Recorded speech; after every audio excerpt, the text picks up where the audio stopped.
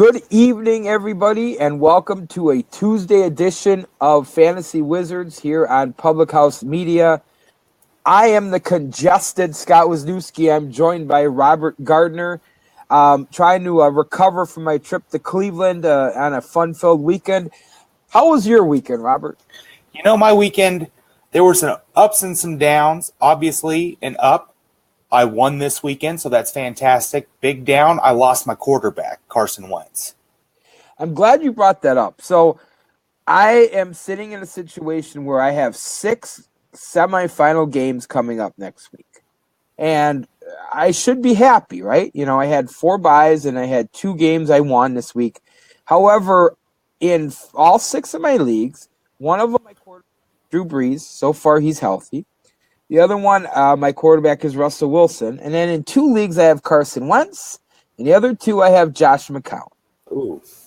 So here I am, thought I was sitting in the catbird seat, and now I'm scouring the waiver wire to try to find an adequate replacement for those 2 names we just mentioned. No, absolutely. I feel you. The second I saw Wentz go down, I started looking who's available in my league. Who's out there? Dropped one, put a waiver claim in for Foles, got another one in for Jameis Winston, just trying to hedge my bets. Wow, you have Winston available. That's pretty well. That's certainly a good replacement. It's obviously nobody's going to be Carson Wentz, but I think that's a pretty fair replacement. Let me tell you what the general consensus was in my leagues where I'm trying to replace Wentz and McCown. Bortles be available everywhere. Jimmy Garoppolo, Nick Foles, and Jay Cutler. And there was one league where Aaron Rodgers was still available, but otherwise he was pretty much sitting on someone's IR.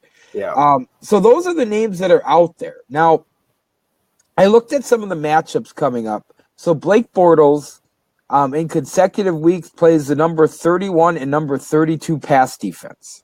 So if you're looking for a matchup play, even though I'm swallowing really hard as I say you might want to look to pick up Blake Bortles because, trust me, he's kind of been right up there with Joe Flacco on my guys that I love to hate list. But he might be the best option out there. Jimmy Garoppolo would be a good play this week, but maybe not next week as he faces that Jacksonville secondary. Nick Foles, you know, if you believe in the system that's there in Philly, and you believe in the ability for them to keep him upright and not under pressure, he's also a good pickup. And boy, Jay Cutler looked kind of interesting yesterday. Interesting is how I describe Jay Cutler a lot. Sure. So out of those names, I mean, obviously Foles is the guy you went out and got, and you were lucky enough to get Winston or put a claim in for Winston another. But do you like any of the other guy out there is Yates, and we'll talk more about the Savage injury in a minute. But are there any names out there out of those guys that kind of stand out for you? You know, I think matchup-wise, you have to at least consider Bortles, as bad as that sounds. But really, the player out there that's intriguing to me based on his last 2 weeks' performance is Jimmy Garoppolo. Yeah. I think there's a lot of upside and a lot of boom potential with him in the game. Well, and you and I talked about it, I recall, a couple weeks ago when he was named the starter, that if you have a roster spot, stash him. And if you have a keeper league, you should be grabbing him to stash him. Absolutely. And apparently, by looking through my waiver wire, a lot of people took that advice because he's on rosters and stashed right now. So, but I like Garoppolo as well. So that's what you're dealing with. And, you know, what a weird, you know, it seems to happen every year, but I don't think it's happened to a high-profile quarterback. Like Carson Wentz was arguably the fantasy MVP. Absolutely. And to lose him right here in the essentially the semifinals of your fantasy playoffs is tough. But he's not the only one who had some injuries. Savage, what a terrible injury for the Houston quarterback. I don't know if you saw the footage of this, essentially the seizure he had on the field. And then the fact that he went back was put back in the game on the next drive. Just really scary and I mean really disappointing on the medical staff's part. I mean, you gotta do better. Absolutely. I mean, we want to talk about safety and taking care of players, but then we can't even get that right. And by the way, I'm going to go off on a little tangent here, and it was based on something I saw in Cleveland because one of the stops we made was at the Pro Football Hall of Fame in Canton. And, I listen to guys like Mitchell from the Steelers talk about how this game has gotten soft and, all this other garbage. And then I watched a 4-minute video of Ronnie Lott tackling people, right, and knocking them senseless. And never once did he lead with his helmet. Ironic, right? No, absolutely. So when I hear players now, and listen, I only played high school football. I don't pretend to be an expert. But when I listen to football players say, well, that's the way I was taught to play the game. Well, you were taught wrong. No, absolutely. You're absolutely right. And that's, that's alive in the world out there. And, I played football in high school and in college. And, I played as man's man game as you're going to play. But when I look back, who was there to protect me from myself? I mean, that's what the league has to do. I mean, ultimately, as the player, you're not going to make that right decision all the time because you want to compete. You're caught up in the moment. You got to be there to protect those guys. Absolutely. So the NFL and the Houston Texans and the officials dropped the ball on that. But I laugh at we're trying to make the game safer because we know what we know now about head injuries. And we know that it's not a good thing. And I think that the league is doing mostly a good job except for on Sunday. But some other injuries, Amari Cooper re-injures himself. Yeah. Kelvin Benjamin in that. So here's my question about Benjamin. Okay, you played him. The Bills played him. He did score a touchdown. But he had leg injuries on a slick, icy, snowy field. Why in the hell do you play him? That's a great question. I mean, you're just asking for trouble. I mean, he's a big guy. He's got a history of being injury prone. He's already dinged up. I mean, you're just asking for trouble. Absolutely. Excuse me. And you're asking for trouble because of the way that feels. And then Alvin Kamara left the game last Thursday with a concussion. No word yet on whether or not he's cleared for this week, but something to keep an eye on. So those are some other notable injuries. Now, there are some other injuries of note to be aware of that you may not think affect your fantasy team, but the Los Angeles Rams lost both of their tackles. Now, you're going to want to see if they're going to play because if they're not playing, that really impacts the value that Jared Goff is going to have. No, absolutely. I mean, that quarterback's the most important position, and if you can't protect quarterback on the outside, that's not good. Absolutely. So let's talk about. We had a couple of people reach out to me Monday, or a little bit this morning about some lineup quandaries they have. Ironically, one of them could be near and dear to my heart. So Joey needs a quarterback, and his choices are Marcus Mariota and Blake Bortles. Now, again, I mentioned that because I put in a claim for Blake Bortles. Mariota faces one of the worst pass defenses in the game in San Francisco. Bortles, they face Houston, and Houston's not much better at number 31. Mariota's been terrible against marginal teams. I don't know that even though the matchup says Mariota's got a good draw, I don't know that I could feel comfortable starting Mariota against anybody. I mean, I don't see how you can. The last 3 games, he hasn't even eclipsed 200 yards passing. Right. And he's certainly not getting it done on the ground like he used to, Yeah. I just think, you have to go, again, I can't believe I'm saying it, but to go with Bortles, right? I think in this situation, absolutely. So I think that helps. Hopefully that helps Joey. Pam has a question as well. Pam needs a running back, Carlos Hyde or Kareem Hunt. Now, Kareem Hunt finally got back in the end zone. He's facing a Chargers team, though, that's been surprisingly good. Carlos Hyde.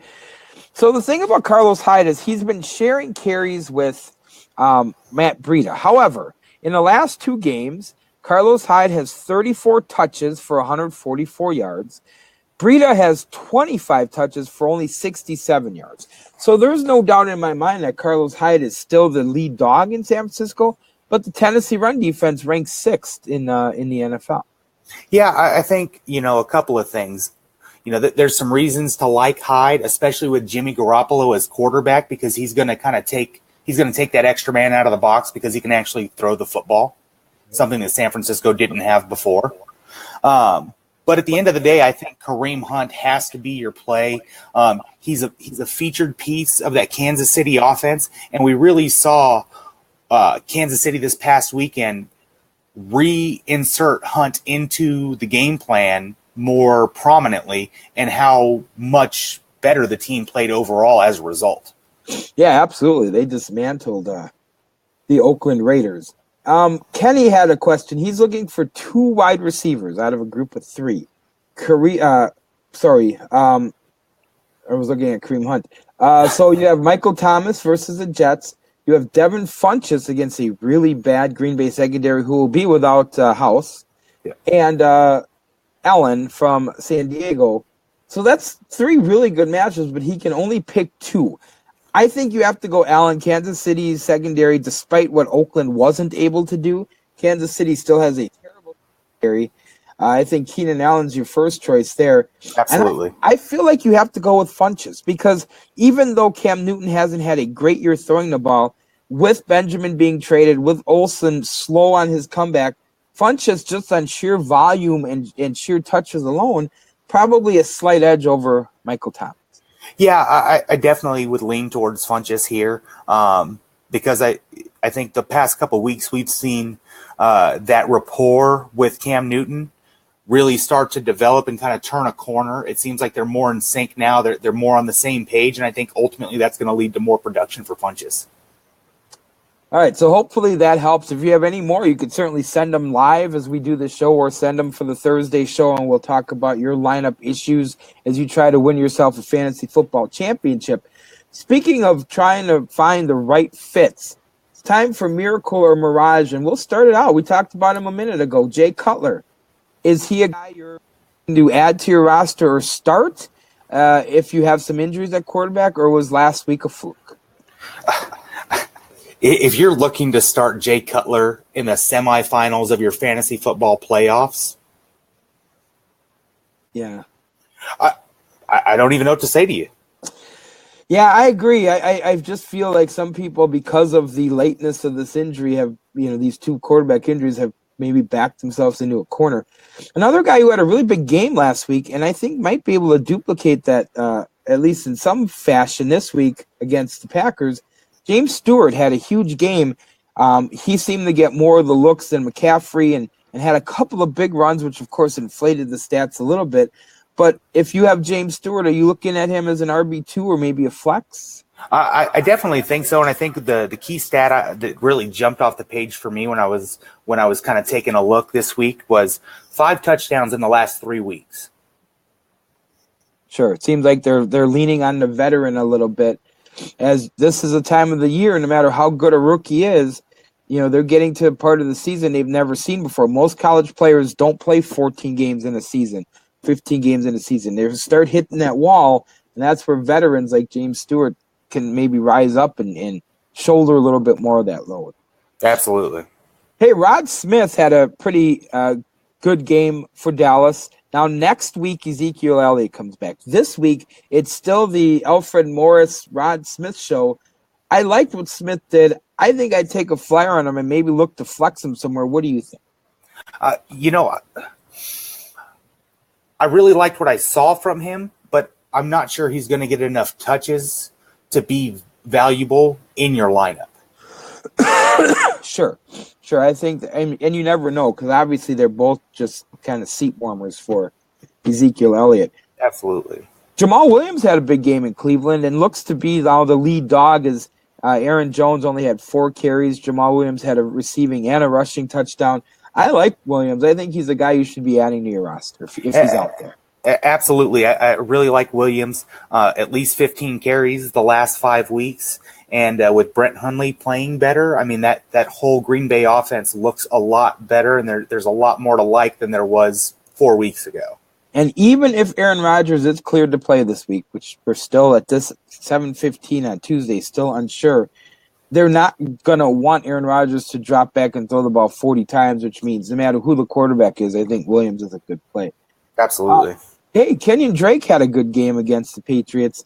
Again, Damian Williams has been banged up, so Drake's been getting the bulk of the carries, but he looked good, and he maybe putting some distance, much like early last year when Coleman, the first 2 games of the year, Coleman and Freeman were neck and neck, and then Coleman got hurt and Freeman broke out.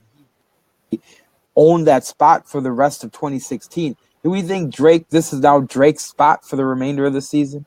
I think so, because if you look at the Patriots game, that was just confirmation from the prior week when we also rushed for 100 yards. So I think we're seeing more consistency from him as he's getting more touches, and I think that bodes well for him long term. I completely agree. Another guy who had a little bit of a bounce back, and I'm not sure that I think it's a little bit of a mirage, but we talk about veterans, right? Here's a veteran. Frank Gore had a really good game in the snow against Buffalo. I mean, Frank Gore just apparently doesn't age. Sure, it's his first 100-yard game of the season, but man, lean on the veteran in the horrible conditions, and he comes through. Yep, 100%, and a guy who has certainly been there before. Next on the list is Willie Gallman. Now, the coaching change in New York. You see different pieces of the puzzle. Still no real healthy receivers. Sterling Shepard played but was ineffective. Gallman seemed to pass Darkwa on the depth chart, at least for this week. And again, you see that sometimes when you have a new regime, a new coaching regime. Is this something you're buying, or are you just not sure yet? I mean, at this point in the season, the only giant I'm going to trust is Evan Ingram. Yeah, I think that's true as well. I'm not buying anything else, including Eli Manning right now, just because it's just one of those. It's just one of those things. They burnt us all year, right? No. I mean, if Eli Manning was going to have a breakout game, it would have been last week against the Cowboys after the whole benching the prior week. Right. I mean, that was his game to come out and just light it up, and that was I kind of halfway expected that. And I was giving my Cowboy fan friends some needling about it. Absolutely. Here's another one. We put him on our dump him list or keep him or kick him list last week, but Javorius Allen had a big game against Pittsburgh, and now he's trying to reinsert himself to be a relevant option in the Baltimore backfield. Yeah, He's making plays here and there, but he's still not getting the consistent carries for me to put any trust in what Buck Allen is doing. Yeah, and there's just a lot going on there. I mean, you still have Collins doing a great job, and you're starting to see more touches now from Danny Woodhead too. So that really just makes it a little bit tough to call. By the way, it's Public House Media's Fantasy Wizards, Robert Gardner, Scott Wisniewski, as we're taking you through some tips for your playoffs, miracle or mirage. Couple more left. Tommy Lee Lewis, and no, I'm not talking about the guy from Men in Black or the guy who played the fugitive or the guy chasing Harrison Ford in the fugitive. Tommy Lee Lewis had a big game for New Orleans. I don't know that that's sustainable. No, not at all. And when I was kind of looking at him and checking the stats and the history, he hasn't even had more than 3 targets all season. And I don't see that changing at this point. Yeah, I would agree 100% on that one as well. 2 more. D.D. Westbrook had a decent game. Are you looking to add him to your team? I think at this point, D.D. Westbrook, especially in deeper leagues, it could be a valuable player for you in that flex position sometimes, especially in a PPR league, because he's going to get a lot of targets in that offense. I like Westbrook as well. I actually picked him up last week somewhere. And the last one on the Miracle Mirage list, Jared Cook was probably the only thing going in Kansas City this week. Yeah. This week in Kansas. Yeah, and honestly, I think he's a mirage because I like Jared Cook a lot, but when I dig deeper into his numbers, his catch rate is atrocious. He gets a good amount of targets, but he doesn't transition those into production. Yeah, well, you'd be hard pressed to find anyone in Green Bay who believes that. They let him go, and I thought they made the right financial choice, but because of the way the Marty Bennett thing worked up here in Green Bay, now everybody thinks Jared Cook is Keith Jackson all over again. But I definitely agree. By the way, David Bobke wanted to let us know that he's looking forward to using Westbrook this week. It's a good matchup. It really is a good matchup this week. All right, so keep them or kick them to the curb. I know it was snowy in Buffalo, but not a whole lot out of Jacoby Brissett. To be quite honest, not a lot out of the last 3 or 4 weeks. Is it time to give him the kick? Yeah, I think at this point in the season, especially deep in the playoffs, he's an expendable piece of your roster. Yeah, I agree as well. Brissett, if you're stuck with starting him and you're not looking on the waiver wire, you're probably in trouble. Andy Dalton, boy, who saw that Bears win coming? I mean, wow, that just spoke volumes about where the Bengals are right now. Yeah, and I'm going to be honest with you. And listen, I really want to let you know that I don't think Marvin Lewis is a bad coach. I think he's a bad head coach. His team, he hasn't won a playoff game, even though they've gotten to the playoffs quite a bit in Cincinnati. But the fact that his team completely loses control of themselves is kind of an indictment. It's like a thing that somebody once said to me, it might not be your fault, but it's your problem. He's got a problem with that team year in and year out. And it might be time for him to look somewhere else for a job. But in this case, we're talking about Andy Dalton, and I think you kick him as well. Jay Ajayi, couple of questions. Here's where this one gets interesting, and I put him on here for a reason. He hasn't done a lot in the last couple of weeks, but might they lean on him more now that they've got Foles at quarterback? I think absolutely Ajayi is a player you have to keep, especially in this situation with your number one quarterback going down. I mean, they're going to lean on the run more to protect Foles and take pressure off of him. I think everybody knows that. So ultimately, Ajayi is going to get more opportunities. Yeah, I think you hold on to him for a little bit. Now, on the flip side of that, McKinnon in Minnesota, in the last 5 games, his total rushing yards have been 32, 48, 24, 46. Hopefully you're not starting McKinnon.